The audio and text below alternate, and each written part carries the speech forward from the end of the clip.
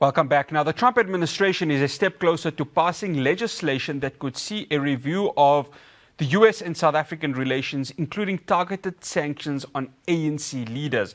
This follows the passing of a bill by Republican Ronny Jackson through committee in the House of Representatives. It has, however, not been voted on full by the House, which is in recess up until September. So no further action is expected before then. Joining me now to take this discussion forward, I'd like to welcome political analyst Sandile Swana. Mr. Swana, I know we haven't had you in a very long time, so it's good to have you back. Thank you so much for joining us.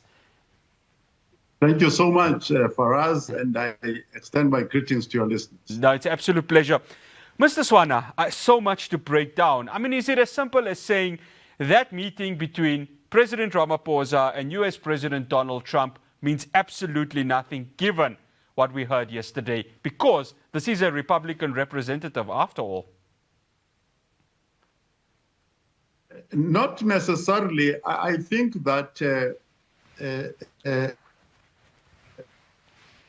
this proposal that is now on the table has been there during the time of Biden. So it's a continuation of a process that has been in progress for quite some time. And the engagement between South Africa and the United States at least has got two legs that you need to consider.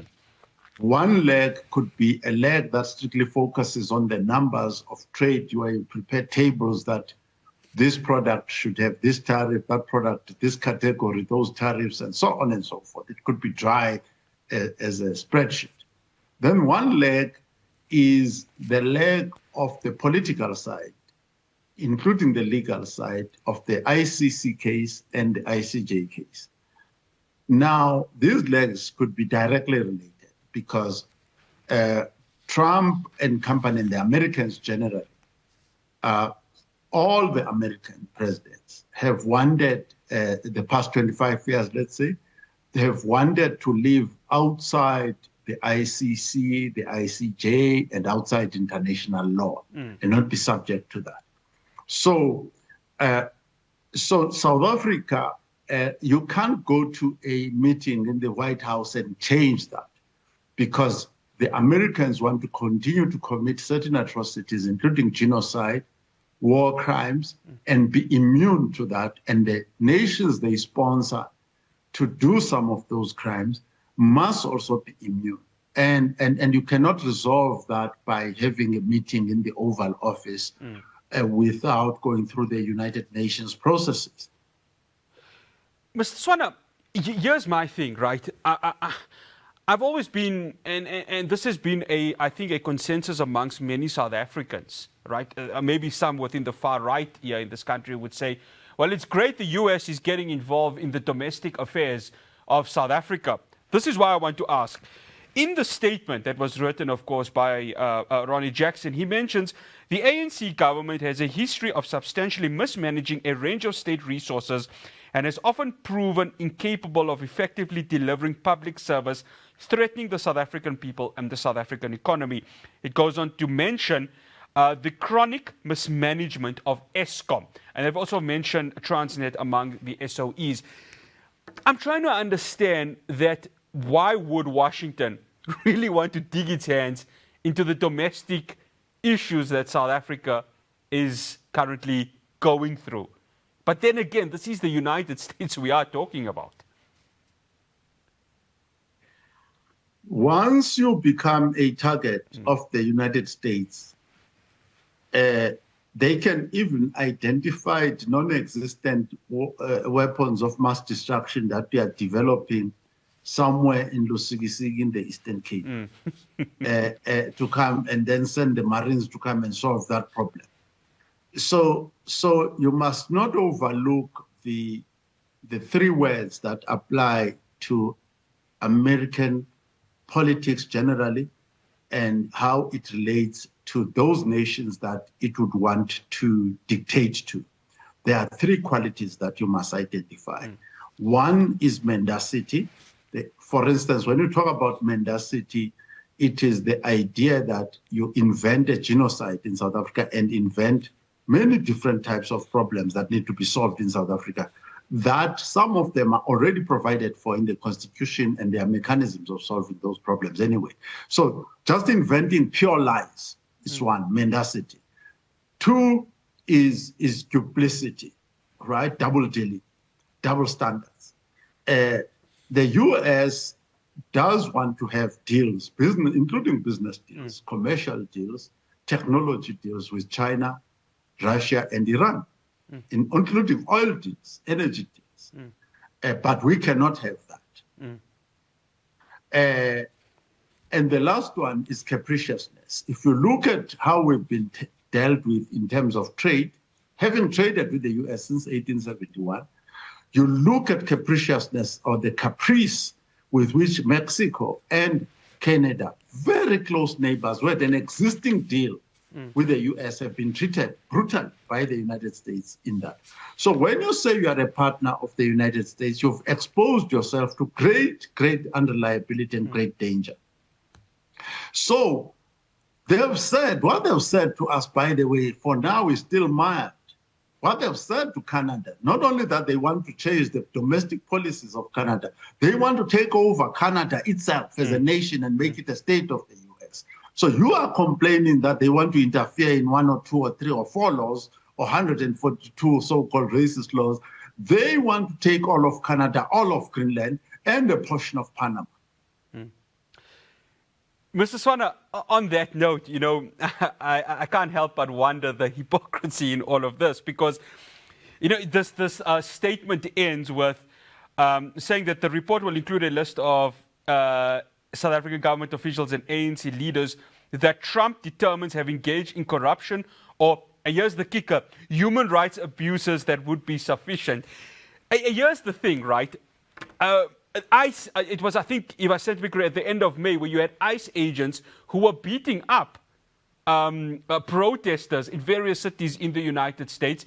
They, of course, took Mahmoud Khalil, a U.S. citizen with a green card, and, of course, held him in detention without trial. It breaks, according to the U.S. Constitution, every amendment that was on there. And then add to that, of course, the Epstein files, this controversial Epstein files, which has been blocked by Trump. And of course, certain Democratic members are coming out and saying, well, this needs to be released. Mr. Swana, if this is not hypocrisy, then I absolutely do not know what it is. So you must remember that the US has had a policy of educating the elites of the nations of the world, and perhaps even with special emphasis of the elites of the third world, or the global south. Right now, Trump and company have assaulted Harvard and other big universities in the United States and even taken away funding for exactly that, which has been long-standing policy of the United States. Trump and company have arrested judges in the US. Actually, something that I don't think we've already done in South Africa, by the way, whilst we're being accused of abuses. Our treatment of immigrants and refugees in South Africa, in terms of their human rights, bear in mind that when you are an immigrant, including an illegal immigrant or a refugee, your human rights are built into you. So as you are, for us, understand that even if you go to the DRC Congo, you don't leave your human rights in South Africa when you go there. Your human rights are where you are at any given moment in time. So they are with you 24 hours a day until you die. So in fact, we even have dignity in death, because we can't go and mess with your body, your remains and your grave. So when you look at how the US has abused the rights of judges, abused the rights of universities, let alone the students and professors of those universities, abused the non-white, those who are classified as non-whites. Let me just add this whilst you are at it. I hope you are aware that there was a stage among the founding fathers where they did not even recognize Germans as white. Yes. Trump, among the founding fathers, would not have been recognized as a white man. So you need to be aware that this is all arbitrary, continuing abuse of human rights as things stand today. It has a long track record, by the way. After the break, I continue my conversation with Sandile Swana. We're going to be touching on the foreign policy aspect of this bill that was, of course, brought by Republican Representative Ronny Jackson. Do stay tuned. Welcome back. I'm still in conversation with the political analyst Sandile Swana. Of course, we are discussing this bill that has been brought by the Republican Representative Ronny Jackson to cut not just ties of South Africa, but of course sanction some ANC leaders. Mr. Swana, thank you again for staying with us. I want to touch on, obviously, part of this statement within this bill, which mentions, of course, the inconsistency of the South African government's publicly stated policy of non-alignment in international affairs. Of course, it mentions the current Ukraine-Russia war. But of course, it then brings about the genocide that is happening in Gaza, mentioning, of course, that South Africa had hosted, or the ANC, I beg your pardon, had hosted members of Hamas. But again, it ties up to just a few weeks ago, we saw Benjamin Netanyahu, who, by the way, has an ICC warrant of arrest on him. There again, of course, speaks of the hypocrisy that the United States is really playing on this. So it's okay for you to host a wanted war criminal, but for South Africa, of course, to host what is, according to the United Nations, a resistance group, which is Hamas. I mean, I just wanted to get your take on that, Mr. Swana.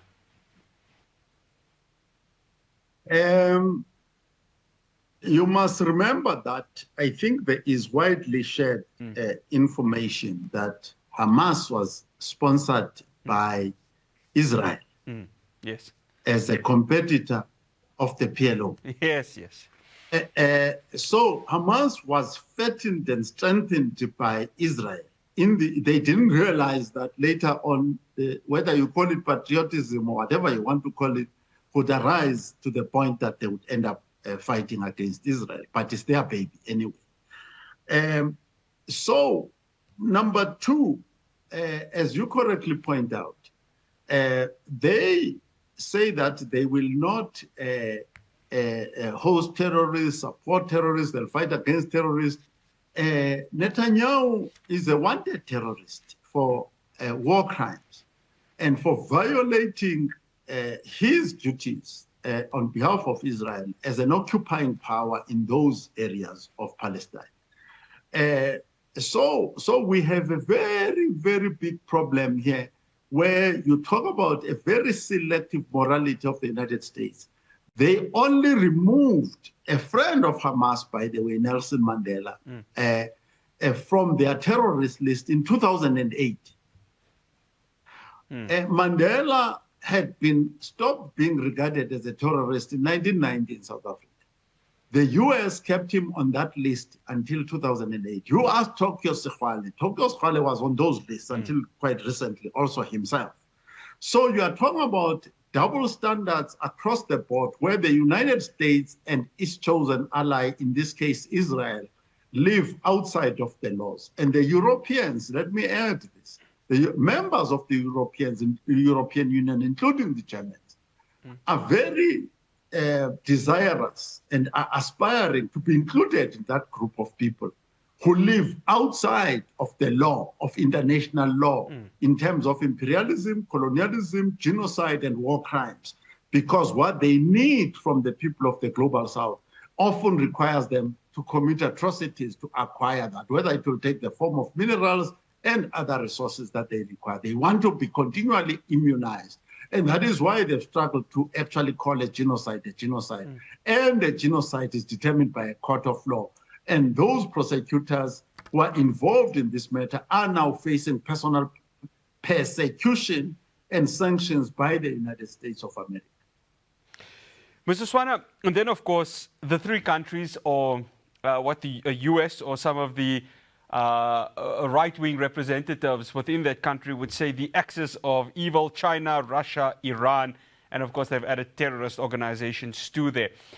You've mentioned it also that it's okay for the US to go ahead and want to speak to these countries, but if South Africa has to do it, well, it's the biggest crime that can be committed. And of course, these are countries that form part of the BRICS nations. I would like to think that, I mean, the ANC is very close with these three countries, but the South African government in itself has a very close relations to them. How does President Cyril Ramaphosa manage these relationships, given that, of course, these are pending decisions that this US government wants to go ahead and make? This is an impossible matter.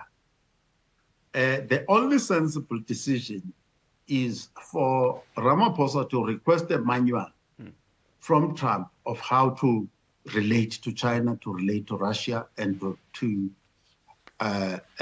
Iran. And every step that he takes relative to those countries must be pre-approved by the ambassador of the United States, maybe here in Pretoria. So that is the only way you can successfully make any progress in that direction. Now, let me explain something. The white South Africans, right-wing South Africans, and white South Africans in general, are creating a difficult situation. When I went to Beijing a number of years ago, I think it was even before the World Cup, I was at the 2010 World Cup in South Africa. I was actually shocked by how many South Africans are there, young professional South Africans, making stupendous wealth, facilitating African supplies into China, securing supply of coal into China, all kinds of needs that China had, facilitated by white Africans. One of the greatest billionaires and multi-million rand companies, Naspers, made money with Chinese companies in China under communist rule. Many Afrikaners are making money hand over fist in China. Many of the top American companies, technology companies, have been making money hand over fist with communists and communist China and communist companies, this, that, and the other. So this duplicity, double dealing by white South Africans who want to invest in China, make as much money in China as possible, but have a military backup, a backup of the Americans to protect their economic interests. That's basically the other side of this problem. When it comes to Iran, if you Google these things up, you'll discover that some of the nuclear scientists that were working, because South Africa was one of the most advanced countries before the Comrades took over this country in nuclear. When the Comrades started shutting down our program, some of our best scientists went to Iran to go and work there. Afrikaners, white Afrikaners. So the whole thing that we are talking about, I mean, the Americans, even during the height of the Cold War, collaborated with Russian scientists, by the way, to solve some of the medical problems, technology problems, and so on and so forth. So the only sensible thing is that South Africa must not have an independent relationship with China, independent relationship with Russia, independent. The only sense we can have is to get every step of the way supervised by the Americans. Otherwise, we cannot proceed. Although the Americans are benefiting a lot from the very same relationships that they don't want us to benefit from. And the white population in South Africa is benefiting extremely from these relationships that now must be channeled through the US so that we're fully and thoroughly colonized by the West. That is all there is to it. I just wanted to add that also there was a report that mentioned that just after World War II, the United States had recruited some Nazi professors to help build weapons and also space expeditions to counter the Soviet Union at that time. It's just an add on to that. Mr. Swana, I just want to speak about organizations like AfriForum. I had the former ambassador to the US, I beg your pardon, Ibrahim Rasool, a couple of weeks ago, and he mentioned the name Joe Pollack, who of course has been driving this kind of making sure that the US sees South Africa in a different light. Of course, there are certain, what we would term, neoliberal organizations, even political parties that are licking their lips at what they're seeing right now. How much of that has been influenced by the decision of Ronny Jackson to bring this bill to Senate? By the way, I think that the report or a lecture that Rasul gave, which was an assessment of what the US is and what it thinks how we should manage them from our side, that report that got Ibrahim Rasul fired, that lecture, was of the highest standard, and I recommend it to anyone who has not yet listened to it in order to understand what is going on.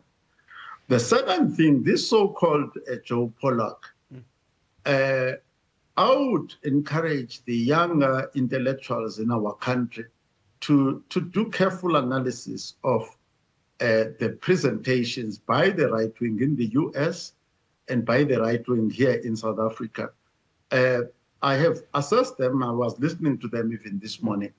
These people, their intellectual input is not superior in any way compared, for instance, to the likes of Rasul and many of the young public intellectuals here in South Africa. So our people should not be afraid to refute that. First of all, that input which has led us to where we are today, as I said earlier on, is also based on the original manufacture of lies. Original lies are manufactured to guide us to where we are. Some of those things, for instance, the relationship between Hamas, PLO, and the ANC and Mandela in person has never been secret. These sanctions and other things could have been done 20 years ago, 30 years ago even, because those relationships were not secret, and Mandela defended those relationships publicly and our right to be friends with whoever. And our right, let me also explain this. There is no human being that is above the Constitution of South Africa. So Ramaphosa, no matter what pressure you put on him, he cannot take actions to repeal laws in South Africa that are constitutional, that are consistent with the intent and the letter of our Constitution. It's not his job to undermine the South African Constitution.